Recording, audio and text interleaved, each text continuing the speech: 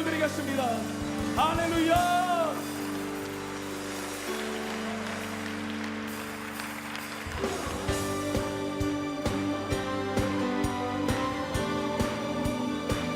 우리의 왕 되신 주님, 그 능력의 하나님을 찬양하겠습니다. 할렐루야.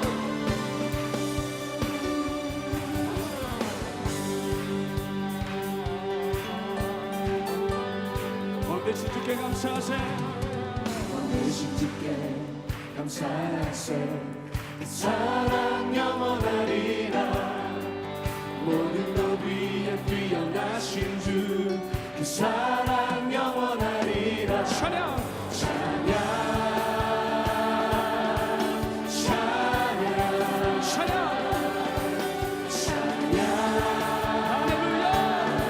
찬양. 영원히 신실하신 주님, 영원히 신실하신 능력의 하나님, 영원히 함께하니, 영원히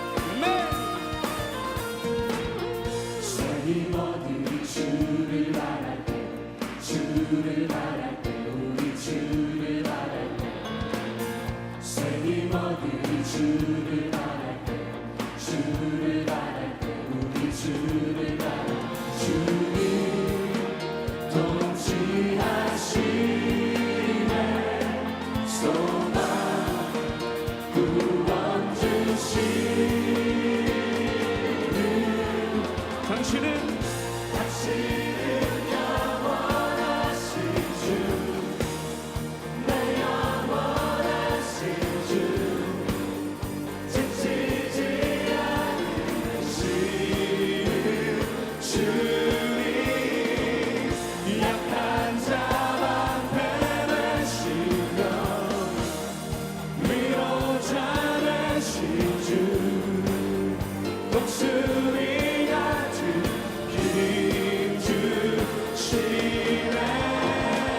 주님께 감성으로 할렐루야.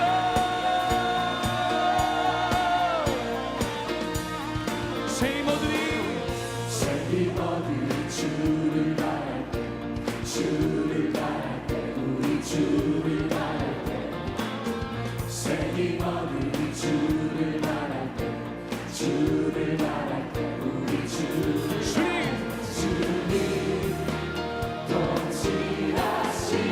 동질하시네. 소망 구원 주시네. 할렐루야. 당신은 영원하신 주, 내 영원하신 주, 지치지 않으시는 주님, 약한 자 방패되시며 위로자 되신 주, 독수리 같은 힘 주시네. 우리에게 새 힘을 주신 하나님께 감성으로 고백합시다. 할렐루야.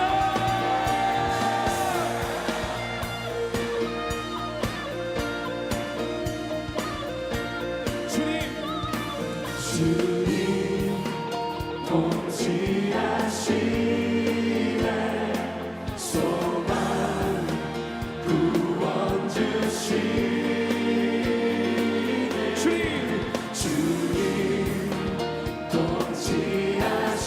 통치하시네. 소망 구원 주시네. 당신은 영원하신 주님. 당신은 영원하신 주, 내 영원하신 주, 지치지 않으시는 주님, 약한 자 방패되시며 위로자 되신 주, 독수리 같은 힘 주. 높은 소리로 고백합시다. 당신은 영원하신 주, 내 영원하신 주, 지치지 않으시는 주님, 약한 자 방패되시며 위로자 되신 주, 독수리 같은 힘 주시네. 할렐루야. 할렐루야. 오 할렐루야. 당신은 영원하신 주, 내 영원하신 주, 지치지 않으시는.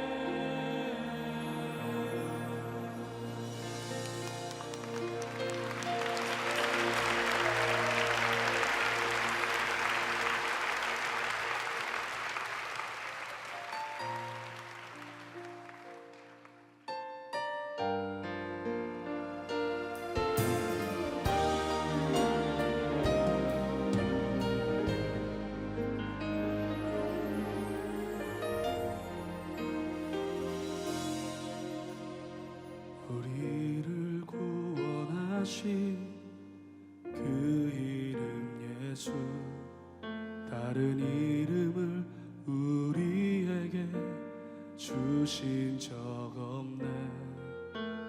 우리를 구원하신 그 이름 예수, 주로 인하여 우리는 구원받았네. 그 이름 예수, 그 이름 예수, 오직 그의 이름을 찬양하리라. 그 이름 예수, 그 이름 예수, 온 마음과 뜻 정성 다해 경배하리라.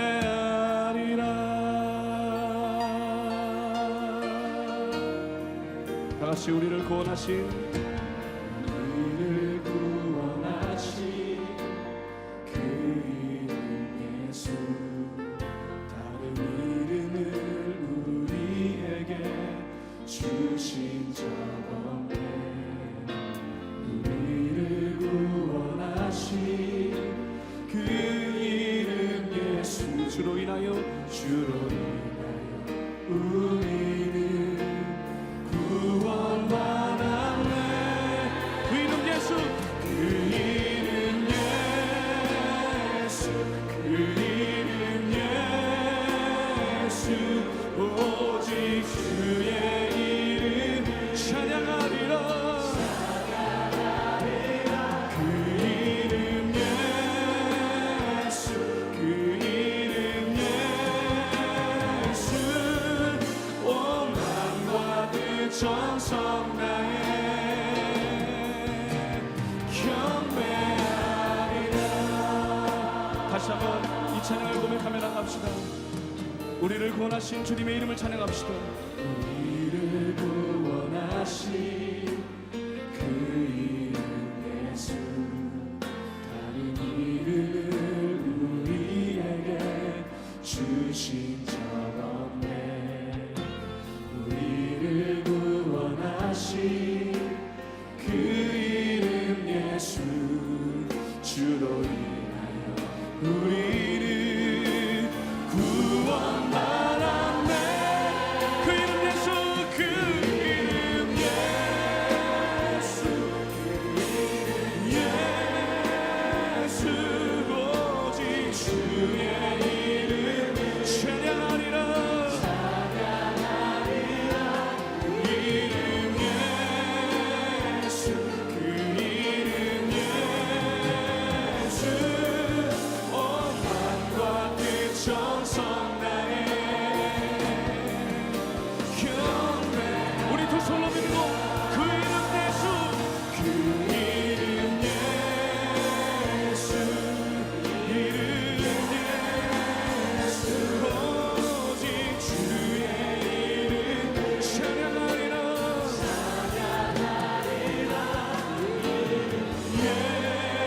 예수, 오직 예수, 할렐루야. 정성 다해 경배하리라. 하늘과 땅에 위대한 이름, 생명 되시는 그 이름, 나의 목소리 높여 송축하. 그 은혜의 하늘과 땅에 할렐루야. 하늘과 땅에 위대한 이름, 생명 되시는 그 이름, 할렐루야. 나의 목소리 높여 축하. 그 은혜의 그 이름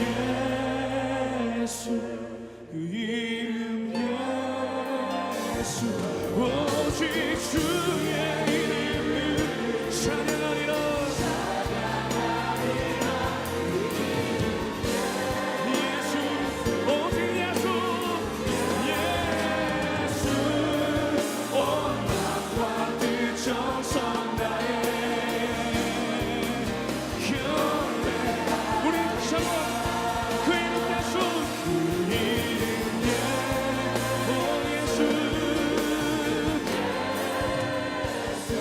오직 그의 이름 찬양하리라 예수 예수 온 맘과 뜻 정성 다해 온 맘과 뜻 정성 다해 온 맘과 뜻 정성 다해 다시 한번 온 맘과 뜻 정성 다하여 온 맘과 뜻 정성 다해 경배하리라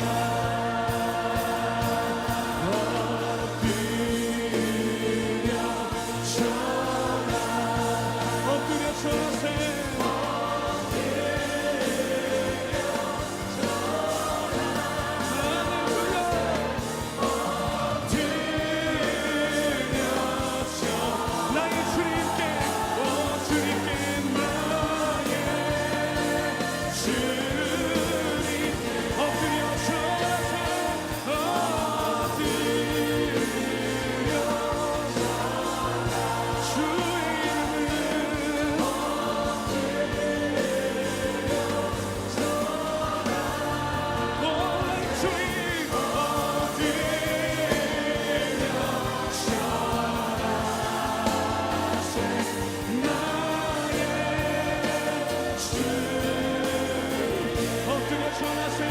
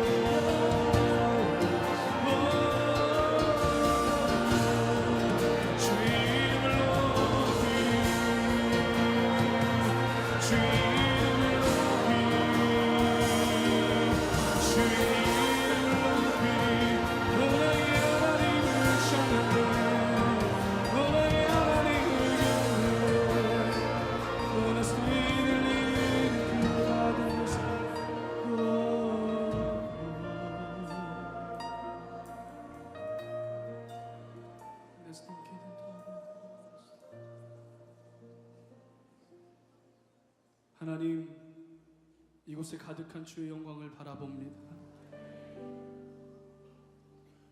성전 가득한 그 임재와 그 영광을 바라봅니다. 우리를 향하여 서 계신 그 주님의 임재를 바라봅니다. 주님, 주의 임재를 찬양합니다. 내 눈 주의 영광을 보네.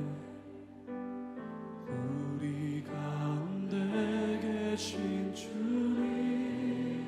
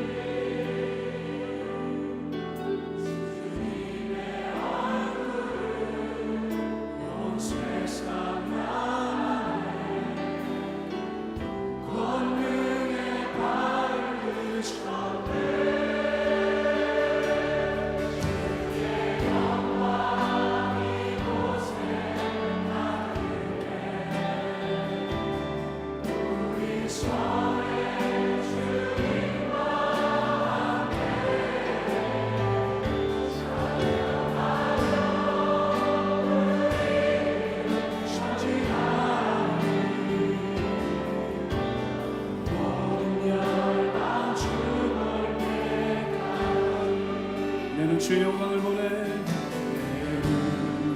주의 영광을 보내 우리 가운데 계신 주님 그 빛난 영광 고난을 덮고 그 찬송 온 땅 가득해 나는 주의 영광을 보내 찬송 가운데 서신 주님 주님의 얼굴을 온 세상 향하네 원들의 바람을 전해 주의 영광 이곳에 가득합니다. 주의 영광 이곳에 우리 손에 주님과 함께 찬양하며 우리는 전진하리 모든 열방 주볼 때 다시 한번 주의 영광 이곳에 가득해 주의 영광 이곳에 우리 손에 주님과 함께 찬양하며 우리는 전진하리 모든 열방 주볼 때 보리라 그날에 보리라 그날에 주의 영광 가득한 세상 우리는 듣게 되리 우리는 듣게 되리 온 세상 가득하신 이 반석 보리라 그날에 보리라 그날에 주의 영광 가득한 세상 할렐루야 듣게 되리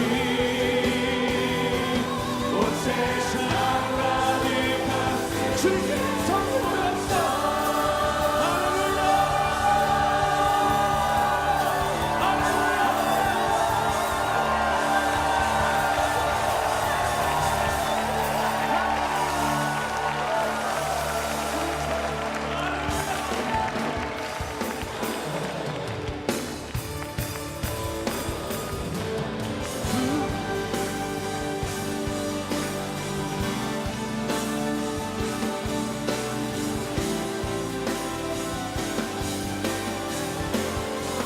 우리 바다 높은 같이 우리 바다 높은 같이 여호와의 영광을 인정하는 것이 온 세상 가득하리라 우리 바다 높은 같이 우리 바다 높은 같이 우리 바다 높은 같이 마지막으로 다시 한번 고백합시다. 우리 바다 높은 같이 우리 바다 높은 같이 여호와의 영광을 인정하는 것이 온 세상 가득하리라 할렐루야 우리 바다 높은 같이 우리 바다 높은 같이 우리 바다 높은 같이 할렐루야. 우리 이 시간에 두 손을 들고 같이 한번 기도합시다. 이 시간에 합심하여서 같이 기도하겠습니다. 하나님 우리 바다 높은 같이 주의 영광이 이곳에 임하여 주시옵소서. 또한 이곳을 넘어서 이 땅을 변화시키게 하여 주시옵소서. 주의 성령이 임하여 주시옵소서. 우리 주여 세 번 크게 외치고 하나님께 기도하겠습니다. 주여 주여 주여.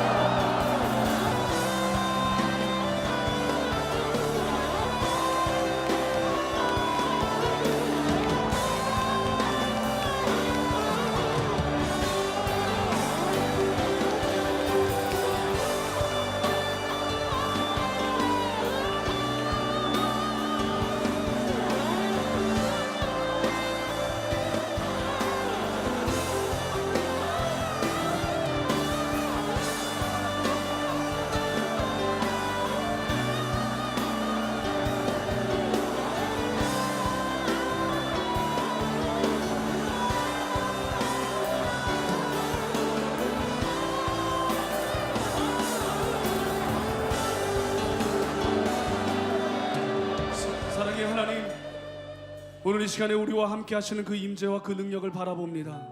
하나님, 이곳에서 새 힘을 얻게 하여 주시고 하나님의 영광을 바라보게 하여 주시며 주님 살아갈 그 목적을 알게 하여 주시옵소서. 성령을 부어 주시옵소서. 예수 그리스도의 거룩하신 이름으로 기도합니다.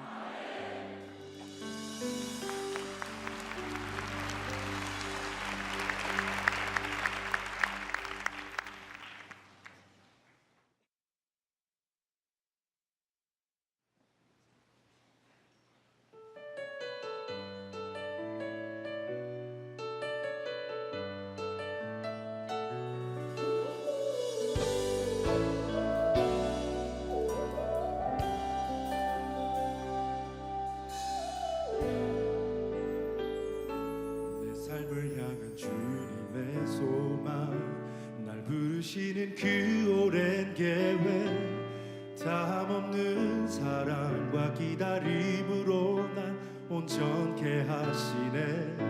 주님께 드릴 가장 귀한 것, 평생을 들여 따를 그 이름, 길과 진리 되신 주만 바라보리.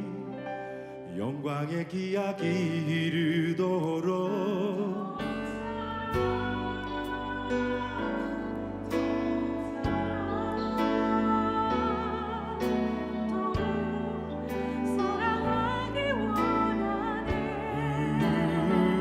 더 가까이 주님만 섬기기 원해. 나의 한 가지 소망, 더욱 사랑.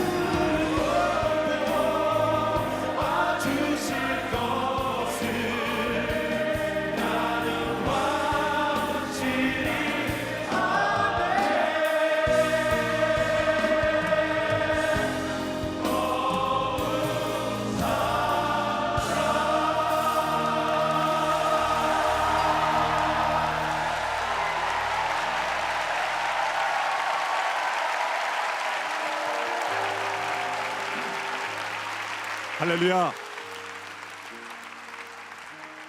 오늘 주신 하나님의 말씀은 시편 8편 4절로 6절까지의 말씀입니다. 시편 8편 4절로 6절까지의 말씀을 우리말 성경 번역으로 읽겠습니다. 혹시 번역본이 없으신 분은 자막을 통해서 우리 한 목소리로 함께 시편 8편 4절에서 6절까지의 말씀을 한 목소리로 읽도록 하겠습니다. 사람이 무엇이간데 이게 주께서 이렇게 마음을 쓰시며 사람이 과연 무엇이기에 이토록 돌봐주십니까? 주께서 사람을 하늘에 있는 존재보다 조금 못하게 만드시고 영광과 존귀함의 관을 씌우셨습니다. 또 주의 손으로 만드신 것을 사람이 다스리게 하시고 모든 것을 사람의 발 아래에 두셨습니다. 아멘. 오늘 말씀을 전해주실 목사님은 이동원 목사님이십니다. 더 이상 소개가 필요 없는 목사님이시죠. 그렇지만 언제나 정말 좋은 목사님, 주님을 뜨겁게 사랑하는 목사님, 또 말씀과 성령 가운데 머무시는 귀한 목사님이십니다. 이제 나오셔서 창조된 사람, 창조하시는 성령이라는 제목으로 말씀을 전해주시겠습니다. 큰 박수로 환영하며 말씀을 듣겠습니다.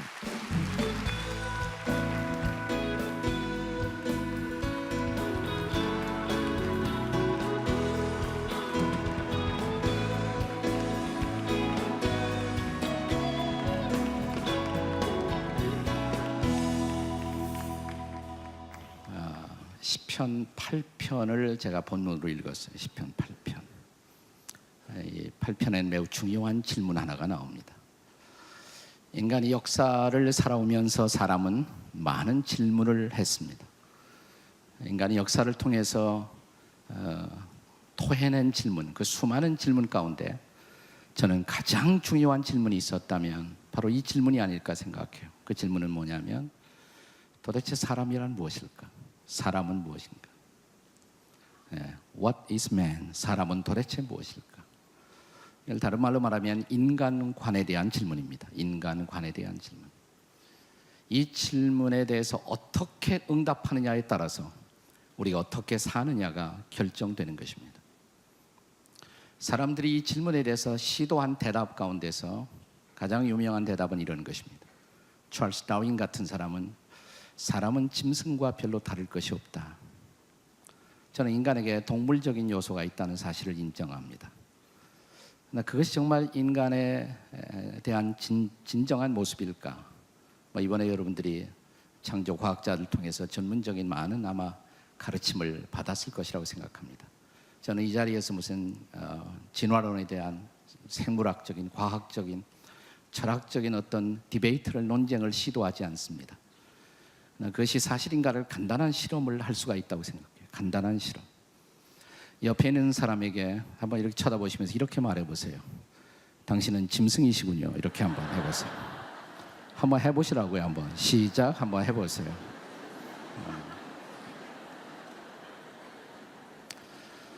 과히 기분이 안 좋죠. 웃긴 하지만. 근데 여러분이 짐승이라면 짐승 보고 짐승이라고 그러는데 열받을 필요가 아무것도 없단 말이죠. 근데 그것이 나의 나된 존재를 다 설명하지 못하기 때문에 우리가 그 대답을 별로 수용할 수가 없단 말이죠. 네. 또 역사를 통해서 인간이 무엇인가라는 질문에 관해서 우리 시대의 두 가지 이데올로기, 대표적인 이데올로기가 이 질문에 대한 대답을 시도했습니다. 저와 여러분이 살고 있는 우리 시대 동안에 두 가지의 큰 이데올로기가 우리를 지배해 왔습니다. 지금도 그것은 진행해요. 하나는 지금 사라지고 있지만 자본주의와 공산주의입니다. 얼른 생각하면 자본주의와 공산주의는 정반대의 이데올로기처럼 보여집니다. 또 두 가지 이데올로기가 대립하면서 전 세계를 동과 서로 나누어 왔던 역사를 우리는 경험했습니다. 그런데 자크 헬러리라는 철학자는 놀랍게도 자본주의와 공산주의에는 공통점이 있다고 말합니다. 자본주의와 공산주의에 공통점이 있다는 것이에요. 그것은 인간을 물질로 보았다는 것이에요. 인간을 물질로 보았다. 공산주의를 우리가 유물론이라고 하죠. 유물론. 인간은 결국 경제적인 조작에 의해서 조종될 수 있는, 지배될 수 있는 존재라고 생각하는 것입니다. 자본주의도 마찬가지예요. 자본주의도. 오늘 사람들이 경제에 매달리고 돈에 매달리고 그것이 전부인 것처럼 살아가는 이유, 바로 이런 인간관의 영향이 아니겠습니까? 어떤 사람은 아침에 눈을 딱 뜨기만 하면 그때부터 돈을 묵상합니다. 주야로 묵상합니다. 온종일 돈을 묵상해요. 이런 사람은 돈 사람이죠. 돈 사람입니다. 도대체 인간은 무엇일까요? 이 질문에 대해서 우리 시대의 가장 인기 있는 대답 중에 하나는 지그민드 프로이드 같은 그런 정신분석학자는 인간은 전적으로 성적인 존재라고 말합니다. 저는 인간이 성적 존재라는 사실을 부인할 수 없다고 생각해요. 분명히 인간은 성적 존재입니다. 그러나 그것이 인간의 전부일까요? 정말 전부일까요? 물론 우리 중에 어떤 사람은 또 아침에 딱 눈을 뜨면 그때부터 이성을 묵상하고 온종일 이성만 생각하는 사람도 가끔 있는 것 같아요. 그런 사람은 성인이죠. 성인. 이런 사람들이 좋아하는 인터넷 사이트가 바로 성인 사이트입니다. 그래서 주야로 묵상하다가 이상하게 중독되는 사람들이 없지 않아 있습니다. 인간은 도대체 무엇인가? 오늘 우리가 읽었던 성경 말씀은 시편 8편에 똑같은 질문이 나와요. 시편 8편은 사실은 이렇게 시작합니다. 시편 8편에 보시면 다윗의 시 인도자를 따라 깃딘에 맞춘 노래 이렇게 시작합니다. 깃딘에. 이 깃딘이라는 것은 과거에 지금의 우리 기타와 비슷한 악기다 이렇게 생각하면 돼요. 저는 시편 8편의 배경을 이렇게 상상해 봅니다. 다윗이 양떼를 데리고 여기저기 하루 종일 여행을 하다가 저녁에 해가 떨어져요. 그래서 쉴 만한 바위를 찾아서 양떼들을 쉬게 하고 자기도 이제 온종일의 여행의 피로를 풀기 위해서 바위에 벌렁 누웠습니다. 하나 둘 이제 저물어가는 하늘에 별이 뜨기 시작해요. 아마도 그 별을 바라보면서 다윗은 하나님 앞에 하루의 생활을 감사하면서 기타의 운율에 맞추어 악기를 틀기 시작했을 것입니다. 그때 성령의 감동이 임하고 그래서 아마도 다윗은 이 시편 8편을 아마 지었을 것이다 이렇게 생각합니다. 참 아름다운 시예요. 이 시는 운율적으로도 아름답습니다. 그러니까 이 시편 8편이 시작과 끝이 꼭 같아요. 이렇게 시작하죠. 네, 여기 보면 여호와 우리 주여 주의 이름이 온 땅에 어찌 그리 아름다운지요. 1절. 네, 마지막 절도 여호와 우리 주여 주의 이름이 온 땅에 어찌 그리 아름다운지요. 네, 똑같은 운율로 끝나는 것을 볼 수가 있습니다. 근데 그 한복판에 시편 8편 4절에 보시면 사람이 무엇이기에? 라는 질문이 나옵니다. 사람이 무엇이기에? What is man? What is man? 사람이 무엇이기에? 자, 이 질문을 성경의 기자가 스스로 묻고 이제 하나님의 대답을 듣는 것입니다. 그리고 성령의 영감에 의해서 그 대답을 기록하는 것입니다. 저는 인간이 누구인가 이 질문에 대해서 가장 정확한 대답을 주실 분이 있다면 인간을 인간으로 지으신 창조주 하나님이라고 믿습니다. 그분만이 우리에게 가장 정확한 대답을 주실 것입니다. 인간은 도대체 누구일까요? 사람은 어떤 존재일까요?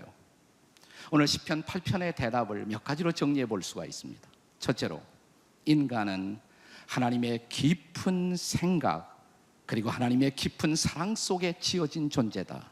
이 첫 번째 대답이에요.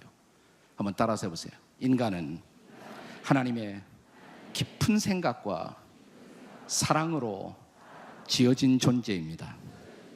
옆에 사람에게 한번 해보세요. 시작. 당신은 이렇게. 당신은 하나님의 시작. 당신은 하나님의 깊은 생각과 사랑으로 지어진 존재입니다. 네. 자, 그것을 실제로 시편 기자가 어떻게 묘사하고 있는가? 저는 개역 개정판으로 읽습니다. 개역 개정판. 네. 네. 온누리는 성경도 요즘 이상한 우리말 성경 뭐 이렇게 있는데 뭐 이건 우리말이 아닌가? 그것만 우리말인가? 사람이 무엇이기에 주께서 그들을 생각하시며 인자가 무엇이기에 주께서 그를 돌보시나이까? 이렇게 되어 있죠. 네, 개역 개정판입니다. 네. 여러분이 가진 성경에 보면 사람 두 번 나와 있어요. 그런데 개역 개정판에는 사람 그리고 인자 이 두 가지 단어가 다르게 나와 있습니다. 원문에도 다르게 나와 있습니다. 다르게 나와 있습니다. 네. 처음에 사람이라는 것은 에노시라는 단어로 히브리어의 에노시, 그것은 깨지기 쉬운 존재다 이런 뜻입니다. 인간은 아주 깨지기 쉬운 존재다. 사람은 조금만 잘못 건드리면 금방 깨져요. 말 한마디 잘못해도, 네, 말 한마디 잘못 던져도 그것 때문에 깨져서 하루 종일 헤매고 참 깨지기 쉬운 존재예요. 에노시. 그런가 하면 두 번째 인자라는 것도 사람을 나타내는 단어인데 그것은 본래 히브리어의 벤 아담이라는 단어로 되어 있습니다. 벤 아담. 벤이라는 말은 son, 아들이라는 뜻이거든요. 아담은 본래 흙이라는 뜻입니다. 흙의 아들, 흙의 아들.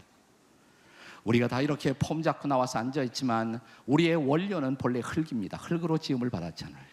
네. 그래서 하나님이 당신의 생기를 불어넣으셨습니다. 그래서 우리가 생명, 즉 살아있는 존재가 되었다. 성경이 이렇게 가르치지 않습니까? 네. 흙으로 지어진 존재. 그래서 하나님이 어느 날 그만 살아. 그리고 우리 불러가시면 그 순간 우리는 다시 흙으로 돌아가요. 자, 옆에 있는 사람을 아무 소리 하지 마시고 그냥 조용히 쳐다만 보세요. 아무 소리는 하지 마시라고 그랬어요. 그냥 가만히 쳐다보시면서 저 사람이 본래 흙으로 만들어진 거지, 이렇게 흙을 생각하시면서 이렇게 쳐다보세요. 네. 그리고 어느 날 그 흙이 부서질 겁니다. 그렇게 생각하고 쳐다보면 참 안 됐지 않았어요. 다시 한번 쳐다보시면서 조용히 쳐다보시다가 아, 흙이시군요. 한번 해보세요. 흙이시군요. 네, 네. 그러나 시편 기자가 이렇게 인간을 묘사하는 것은 인간의 한계성, 흙으로 돌아갈 수밖에 없는, 쉽게 깨질 수밖에 없는 인간의 유한성 혹은 한계성만을 강조하려고 지금 이 말씀을 여기에 기록하고 있는 것이 아닙니다. 그럼에도 불구하고 뭐예요? 흙으로 돌아갈 수밖에 없는, 쉽게 깨지고 쉽게 무너지고 쉽게 상처받고, 그럼에도 불구하고 그런 인간을 주님은 깊은 생각을 하셔서 만드셨다. 여러분이 가진 성경에 보니까 마음을 쓰시고 이렇게 만드셨다 이렇게 됐어요. 마음을 쓰시고 하나님이 깊은 생각 가운데 만드셨다.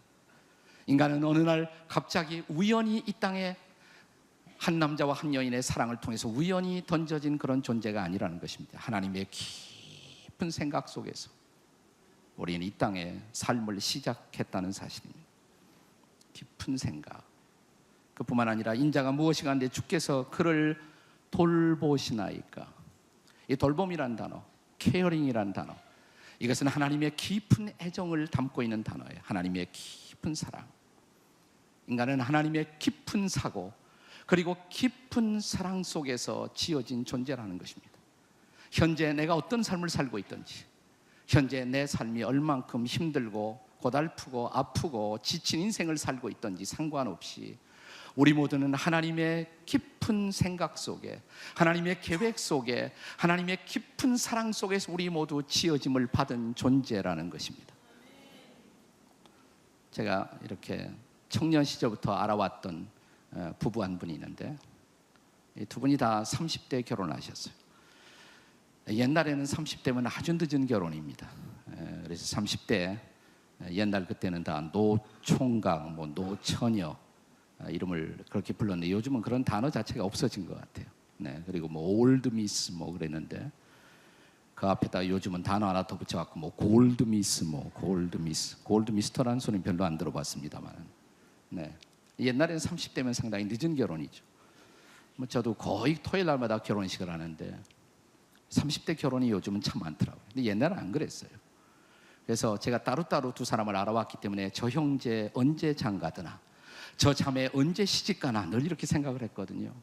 저렇게 그냥 계속 늙는 것은 아닌가 늘 마음속에 그런 생각을 하고 있었는데 어느 날 제가 좋은 소식을 들었어요.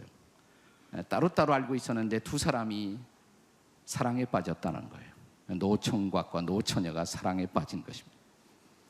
그리고 드디어 결혼을 한다는 거예요. 얼마나 좋은 소식이에요. 그래서 정말 축하하고 싶었어요. 네, 결혼을 했습니다. 얼마 후에 좋은 소식이 또 들려와요. 아들을 낳았대요. 얼마나 축하할 만한 소식이에요. 그런데 또 소식이 들려오기를, 근데 그렇게 뒤늦게 얻은 아들이 자폐아라는 거예요. 자폐아. 그래서 눈물로 날마다 세월을 보낸다, 뭐 이런 소식이 들려와요. 예, 참 안 됐다 생각하고 저도 종종 기도하는 시간마다 기도를 하곤 했습니다.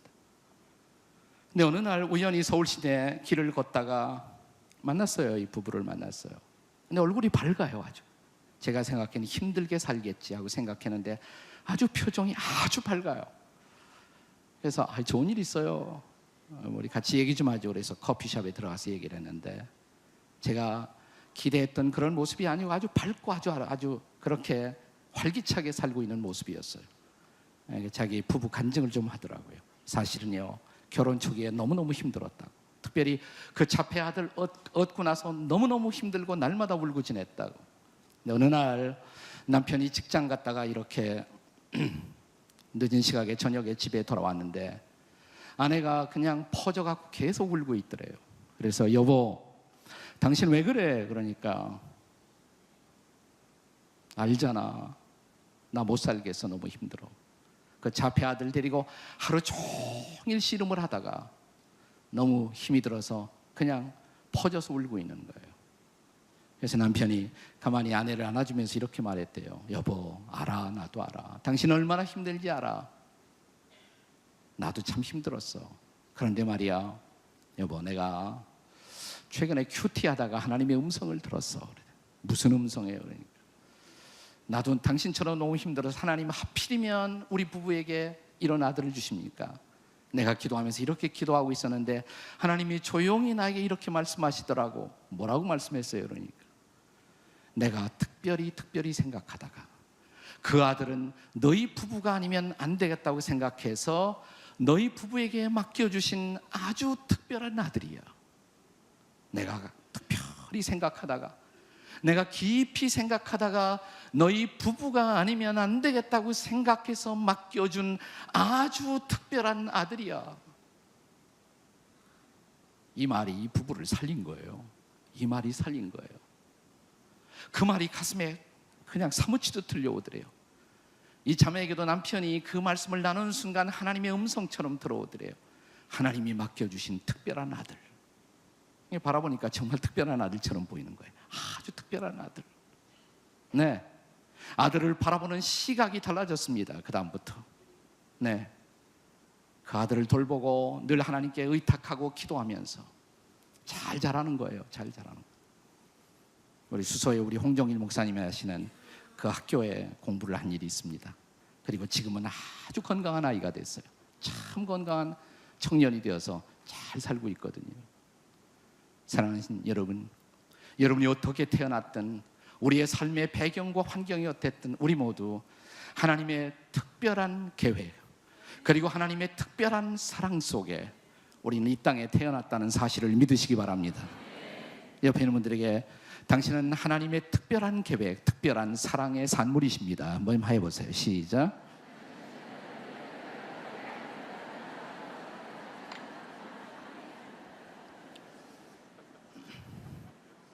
얼마 전에 제가 텔레비전 이렇게 보다가 갑자기 은혜를 받았어요. 텔레비전에서도 은혜를 받을 수가 있더라고요.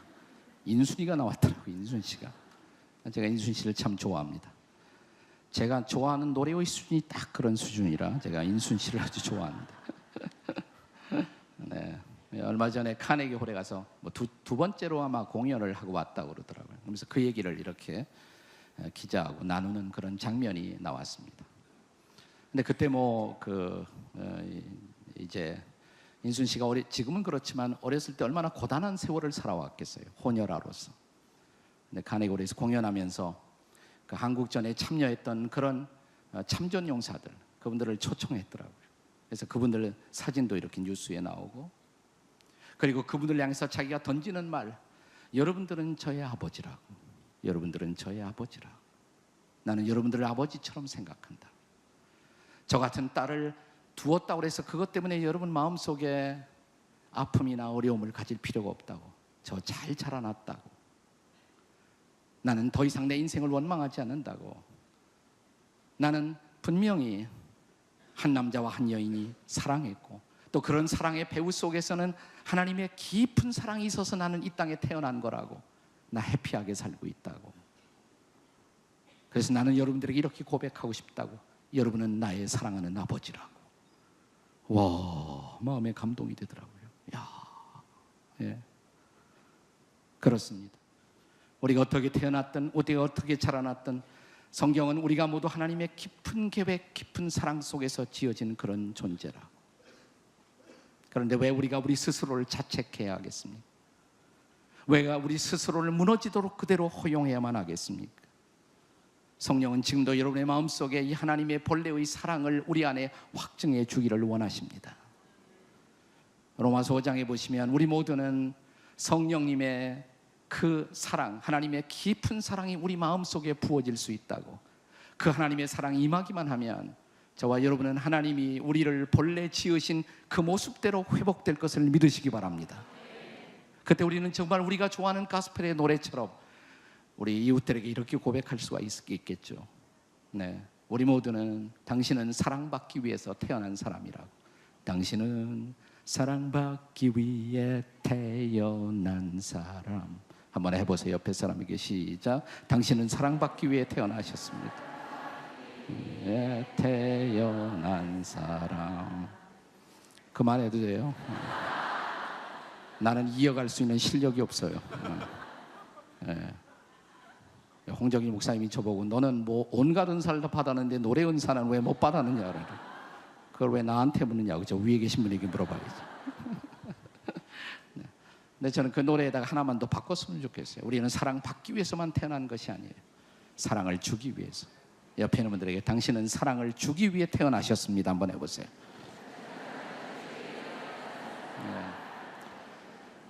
자, 창조된 인간, 하나님은 인간을 어떻게 창조하셨다고요? 하나님의 깊은 뭐예요? 계획과 하나님의 깊은 생각, 그리고 그 사랑 속에서 우리는 지음을 받은 존재라. 오늘 시편 8편은 두 번째 대답을 들려주고 있습니다. 자, 인간은 어떻게 창조되었는가? 두 번째로, 인간은 하나님을 닮도록 지어진 존재입니다. 따라서 하세요. 인간은 하나님을 닮도록 지어진 존재입니다. 인간은 빼고 옆에 있는 사람에게 당신은 하나님을 닮도록 지어진 존재입니다. 한번 해보시죠. 시작. 당신은 하나님을 닮도록 지어진 존재입니다. 네.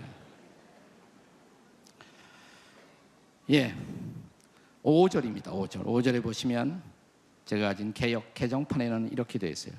그를 하나님보다 조금 못하게 하시고, 옛날 개역 한글판에는 그를 천사보다 조금 못하게 하시고 그랬어요. 옛날에는 그렇죠. 그를 천사보다 조금 못하게 하시고. 저는 그 구절을 생각할 때마다 생각나는 이야기가 있습니다. 제가 지금도 젊었지만 지금보다 훨씬 더 젊었을 때 우리 청년들하고 성경 공부할 때 이 구절 가지고 토론을 하고 있었거든요. 한 친구가 저한테 물어요. 목사님, 저는 이 구절이 불만입니다. 그래서 왜 불만인가 그러니까, 왜 하나님은 하필이면 인간을 천사보다 조금 못하게 지으셨습니까? 제가 묻기를, 친구야, 천사보다 조금 못한 것이 짐승보다 훨씬 나은 것보다 훨씬 더 낫지 않은가? 예. 여러분이 가지신 이상한 성경에 보시면 네, 뭐라고 그랬어요? 하늘에 있는 존재보다 조금 못하게 하시고 그랬어요. 그렇게 번역할 수도 있는 거예요. 그게 틀린 건 아닙니다. 그 번역할 수가 있어. 근데 그것이 본래 히브리어의 엘로힘이라는 단어로 되어 있거든요. 엘로힘. 그래서 제가 가진 가장 스탠다드 개역 개정판에는 이렇게 번역했습니다. 5절에 그를 하나님보다 조금 못하게 하시고 그랬어요. 하나님보다 조금 못하게 하시고. 저는 그게 제일 가까운 의미가 아닐까 이런 생각을 해요. 하나님보다 조금 못하게 하시고. 여러분, 그건 굉장한 거죠. 하나님보다 조금 못하게 하시고 굉장한 겁니다.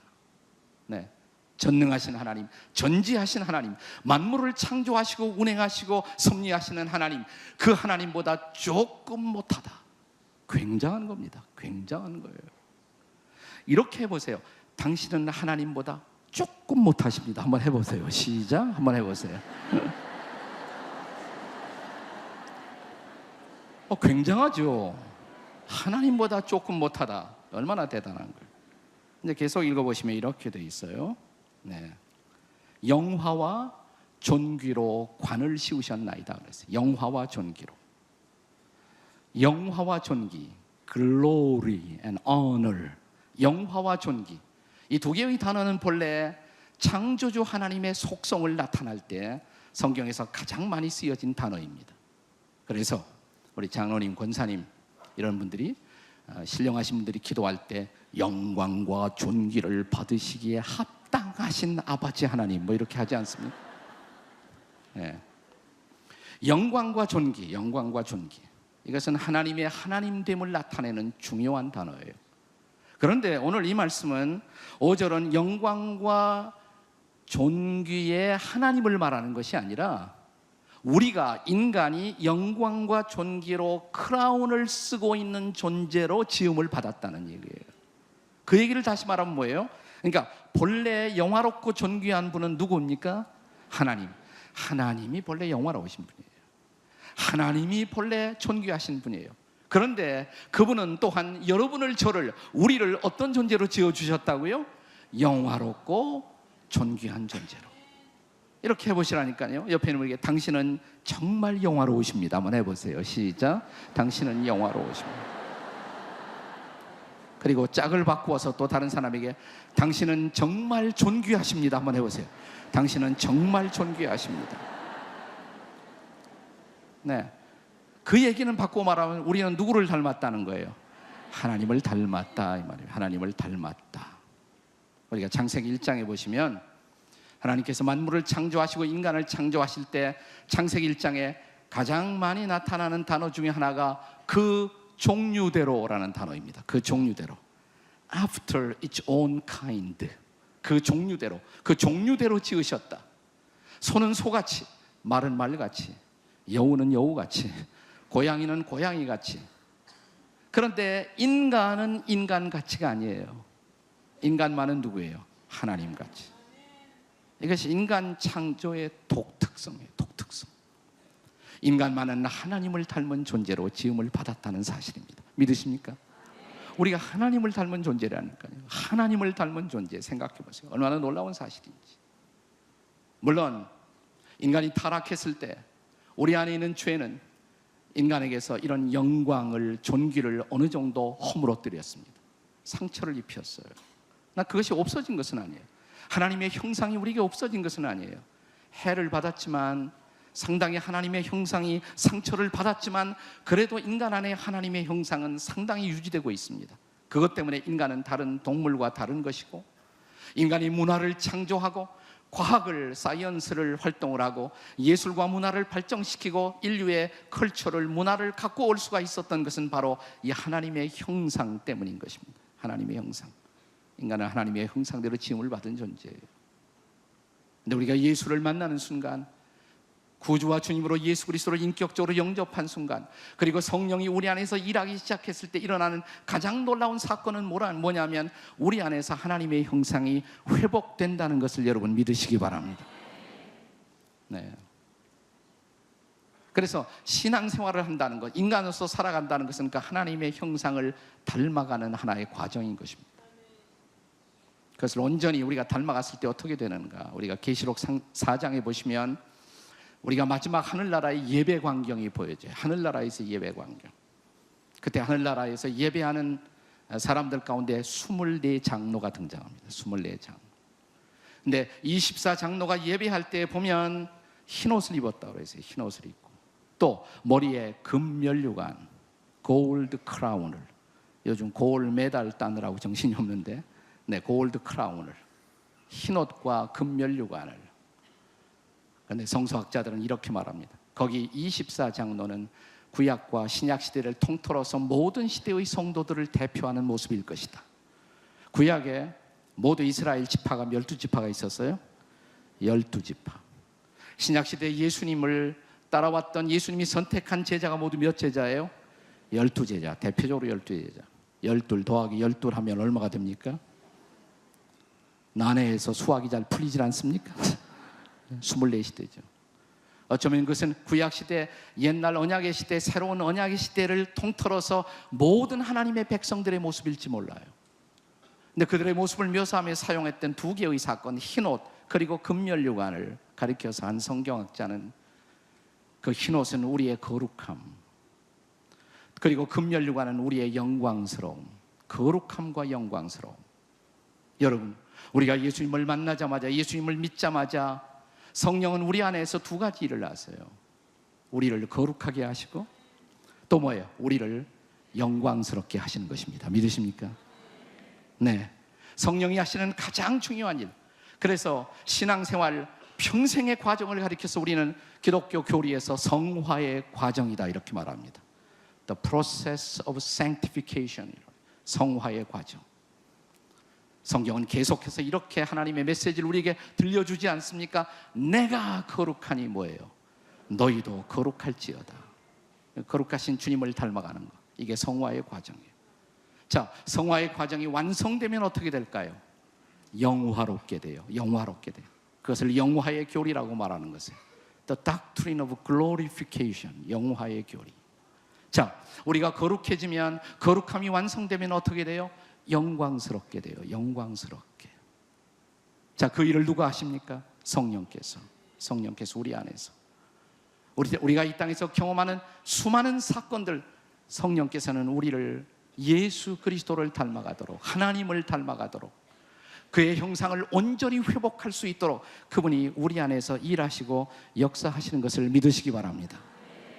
에베소서 4장을 읽어보신 적 있습니까? 에베소 4장에 보시면 3절에 성령이 저와 여러분을, 우리 모두를 하나 되게 하셨다 그랬어요.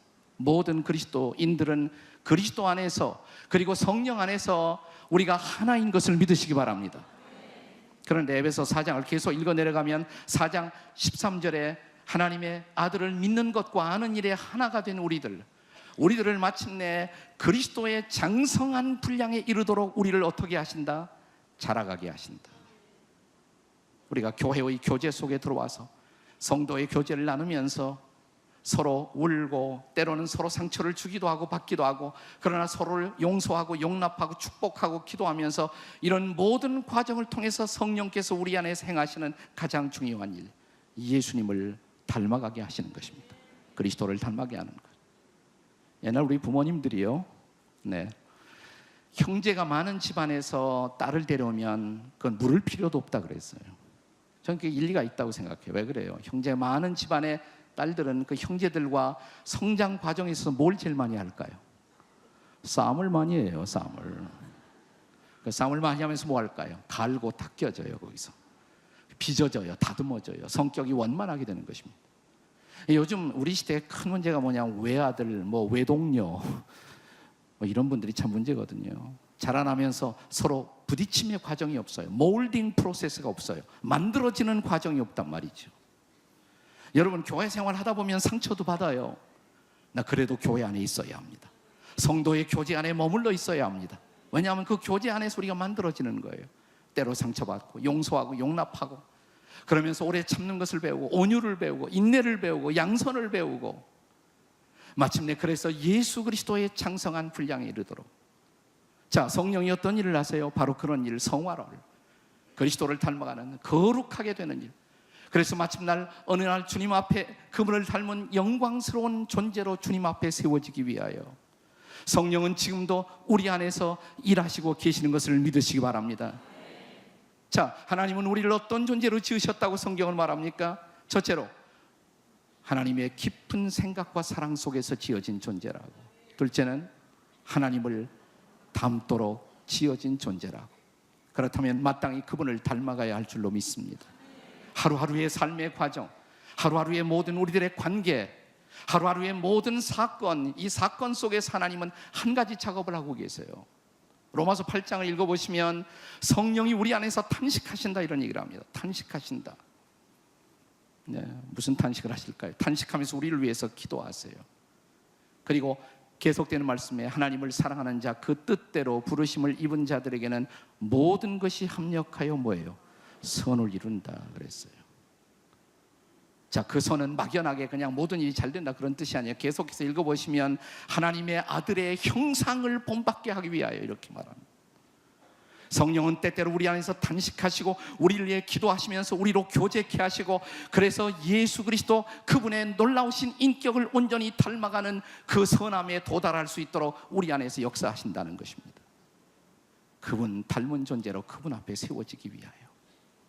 여러분, 우리가 부모들이 그렇게 속상해하면서도 자식 키우는 신기한 재미 뭐라고 생각하십니까? 자식들 보면 신기하잖아요. 나 닮은 게 너무 신기하잖아요. 나 닮은 게 너무 신기해요. 저는 하나님에게도 그런 기쁨이 있다고 생각해요. 우리를 바라보면서 너 나 닮았지 하나님은 그 기쁨을 맛보고 싶어 하신다고요. 근데 어느 날 이 땅을 다 살고 우리가 창조주신 하나님 앞에 딱 섰을 때 하나님이 만약 나보고 이렇게 말씀하신다면 너 누구 닮았니? 예.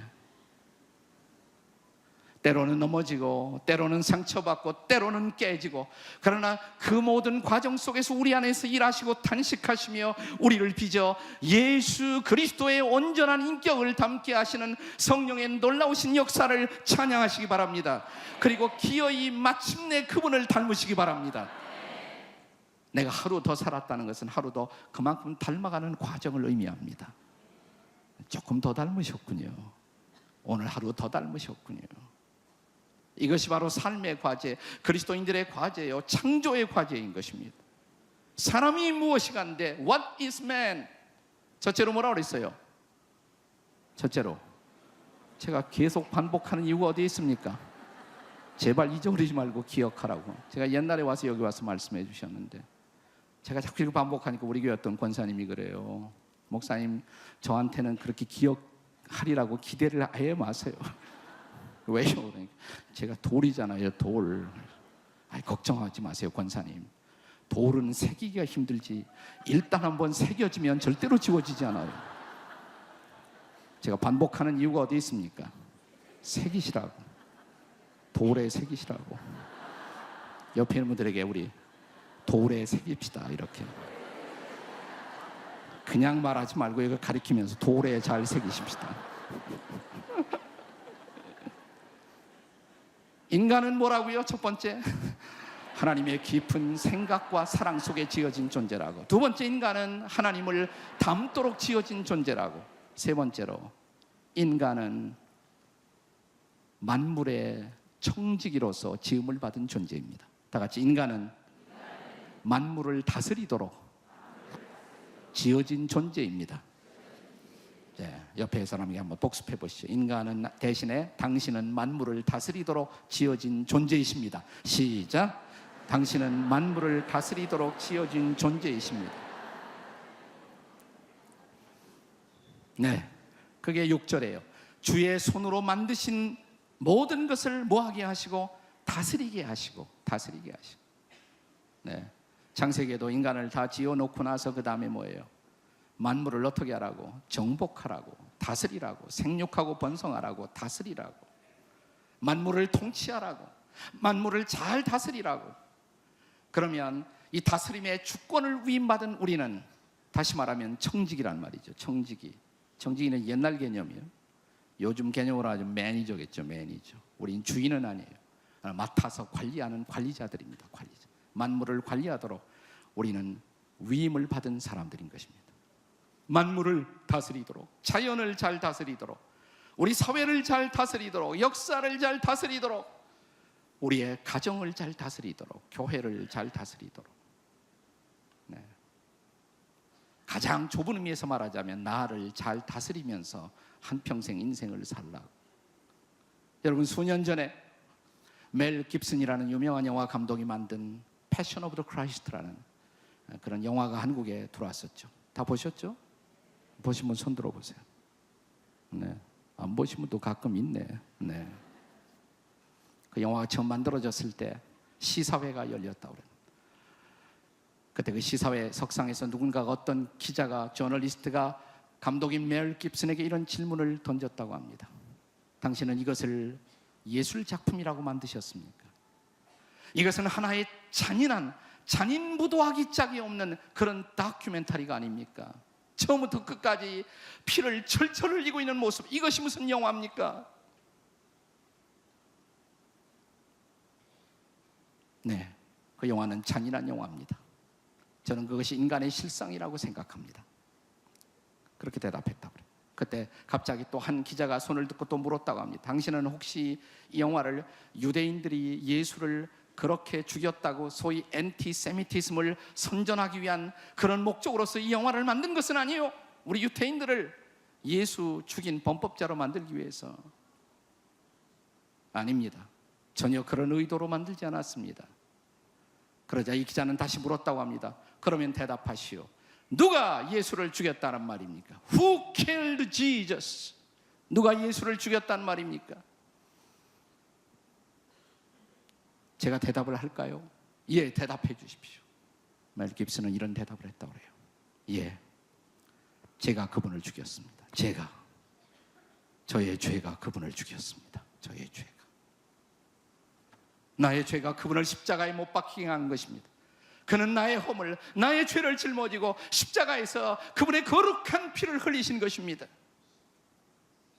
사랑하는 여러분, 우리가 어느 날 십자가 앞에 나와서 예수께서 나의 죄를 짊어지고서 거룩한 보배로운 피를 흘린 그 사건을 믿고 믿음으로 받아들이고 예수를 믿는 순간, 바로 그분이 십자가에서 흘리신 피가 우리를 깨끗하게 정결하게 하는 것을 믿으시기 바랍니다. 그것이 복음이 아닙니까? 그것이 복음이에요. 네. 철학도 우리를 깨끗하게 하지 못합니다.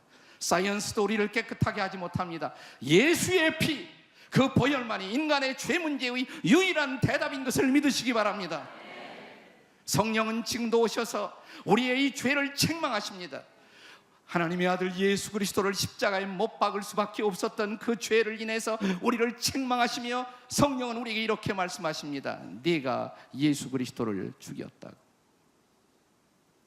우리가 이 성령의 정죄를 받아들이고 예수 그리스도 앞에 무릎을 꿇어 그분을 구주와 주님으로 고백하는 그 순간, 우리는 죄사함을 받을 뿐만 아니라 그때부터 성령과 나 사이에 놀라운 동행이 시작되는 것을 믿으시기 바랍니다. 그때부터 성령은 우리 안에서 만물을 통치하고 다스리는 거룩한 도미니언, 만물의 주권을 회복해 주시는 것을 믿으시기 바랍니다. 이제 나는 나를 제대로 다스리기 시작합니다. 나는 제대로 내 가정을 다스릴 수 있는 자리에 서기 시작합니다. 그분이 도우신다면, 성령이 도우신다면 우리는 그렇게 할 수가 있다고 믿습니다. 이것이 회복의 복음인 것입니다. 회복의 복음이에요. 여러분, 오늘 여러분의 인생은 어떻게 이 성령의 통치를 통해서 하나님이 내 인생을 회복시켜 주시는 그 놀라움과 그 영광스러움을 내 삶 속에서 목격하고 계십니까?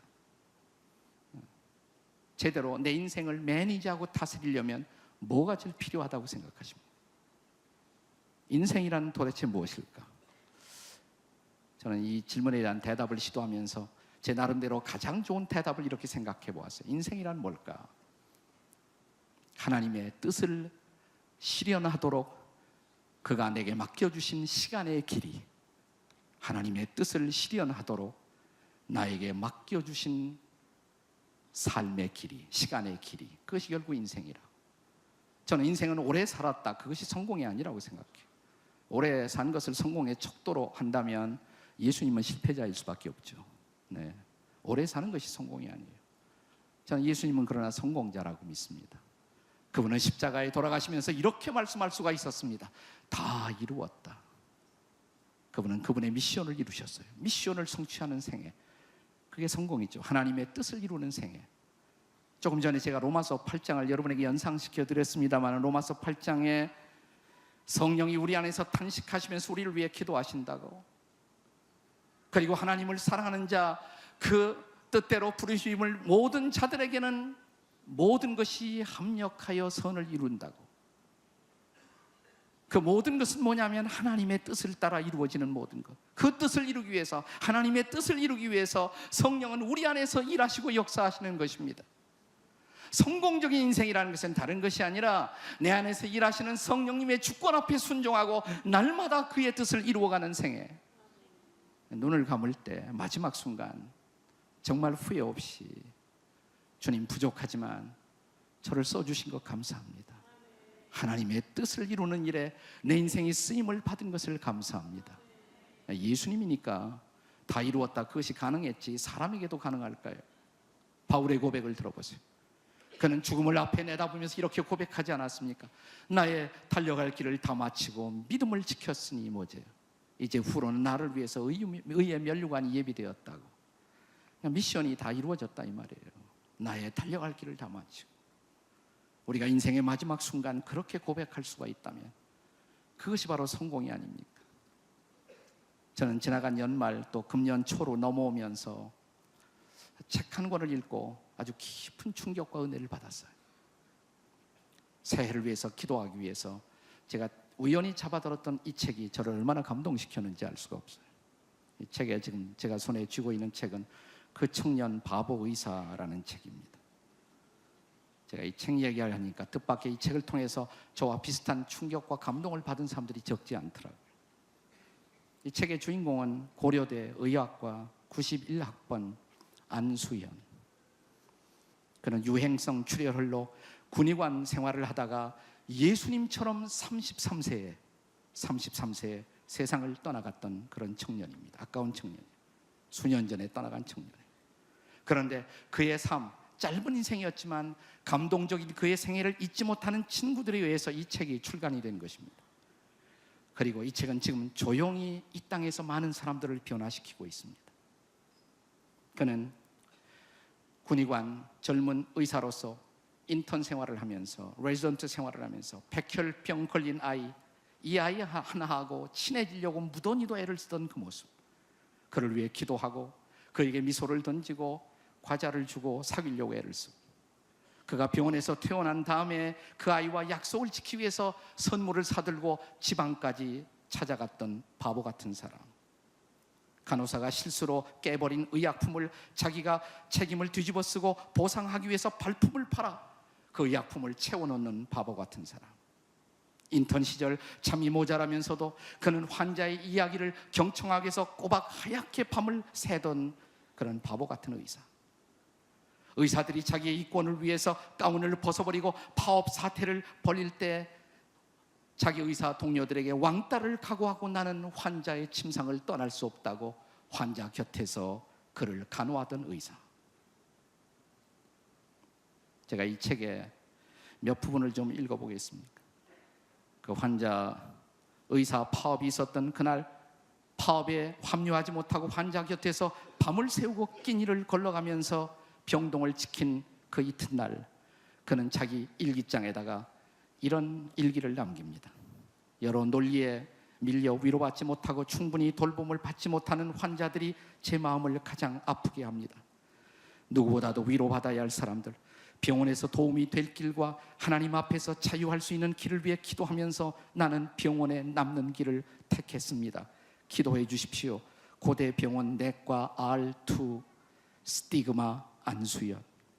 스티그마는 자기가 자기에게 붙여준 별명이에요. 흔적.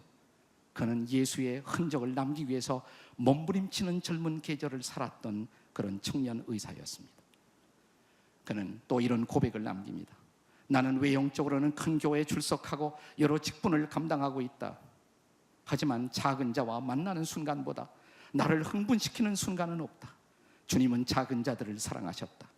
그 사람이 주님의 뒤를 이어 큰 사역을 담당할 제목감이어서가 아니었다. 주님은 당신의 울타리 안에 들어와 있는 수많은 양이 아닌 울타리 밖에서 헤매는 길 잃은 한 마리의 양을 품기 원하셨기 때문이다. 우리 믿는 자의 모임 안에서는 착하고 충성된 종일 수 있지만 바깥에 나가면 도움이 필요한 작은 자를 무시하고 지나치는 바쁘고 악한 종교인은 얼마나 많은가. 누구를 위한 분주함이며 누구를 위한 사역일까? 우린 더 이상 교회 안에 친한 크리스찬끼리만 상대하고 교제하는 영적인 도색을 그쳐야 한다. 나는 스티그마 성경공부팀의 헌신적이었던 선배들을 통해 희생하시는 예수님의 사랑을 접하게 된 한 명의 작은 자이다. 그 사랑을 만난 사람으로 그 사랑을 더욱 전하고 싶을 따름이다. 그 사랑이 더욱 커지게 하고 싶을 따름이다. 나는 처음에 이 청년이 그냥 윤리적이고 도덕적인 자선만 행하는 사람인 줄 알았어요. 그런데 계속 이 책을 읽다가 이 청년은 예배를 사랑하고 성령을 사모했던 청년입니다. 온누리교회 청년은 아니었던 것 같아요. 이렇게 써 있습니다. 그 청년은 예배를 사랑했습니다. 사람들은 그에게 억누를 수 없는 예배자의 열정을 느꼈습니다. 어떤 고난이 와도 꺼트릴 수 없는 하나님을 향한 불같은 경배의 열정 말입니다. 주일 예배를 드릴 때 그 청년이 꼭 앉는 자리가 있었습니다. 앞에서 셋째 줄 성가대가 가장 잘 보이는 자리가 그의 지정석이었습니다. 그는 그곳에서 눈을 감고 혹은 두 손을 번쩍 들고 하나님을 격찬했습니다. 어떤 때는 베이스 음으로, 어떤 때는 큰 소리로 가사를 따라 불렀습니다. 그 교회에 손을 들고 찬양하는 사람들이 많지 않았기 때문에 그 형제의 모습은 옆에 있는 사람들을 당황시켰지만 그러나 옆에 있는 사람도 어느새 그의 열정에 동화되어 버리고 말았습니다. 그리고 그는 늘 이렇게 기도하고 있었습니다. 성령님, 저를 충만히 채워 주시옵소서. 영락교회 청년이었더라고요.